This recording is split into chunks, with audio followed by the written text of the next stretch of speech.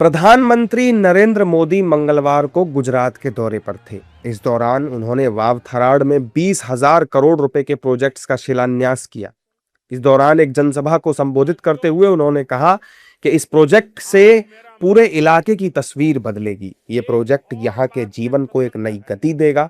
PM Modi ने आगे कहा कि आज मेरा मन एक और बात से प्रसन्न है कि जब मैं यहाँ आया तो पहली बार मेरा विमान सीधे डीसा एयरबेस पर लैंड हुआ। डीसा का एयरबेस अंतर्राष्ट्रीय सीमा से केवल 130 किलोमीटर दूरी पर है। अब आप समझ सकते हैं कि यह देश की सुरक्षा के लिए भी कितना अहम है।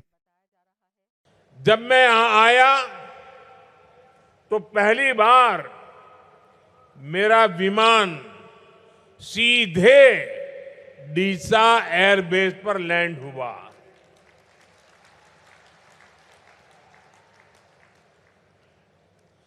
डीसा का यह एयरबेस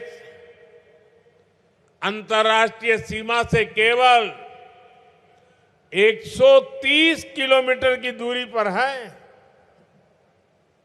आप समझ सकते हैं कि ये देश की सुरक्षा के लिए भी कितना अहम है।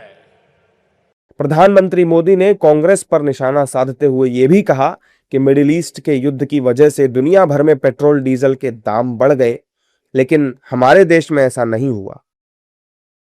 आज दुनिया के छोटे से लेकर बड़े सुपर पावर देशों तक में डीजल पेट्रोल के दाम कहीं 10%, कहीं 20%, कहीं 25% तक बढ़े हैं, लेकिन भारत इसका असर देश की जनता पर नहीं पड़ने दे रहा है।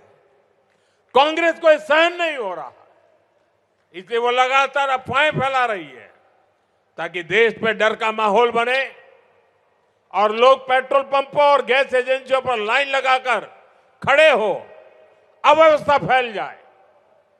उसे लेकर ये लोग दुष्प्रचार करें, ये इनकी मंशा है।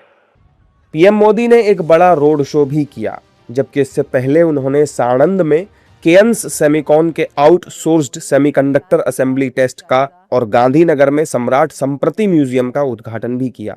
यहां पीएम मोदी ने कहा कि हमने कोरोना के समय ही तय कर लिया था कि भारत सेमीकंडक्टर सेक्टर का नया हब बनेगा।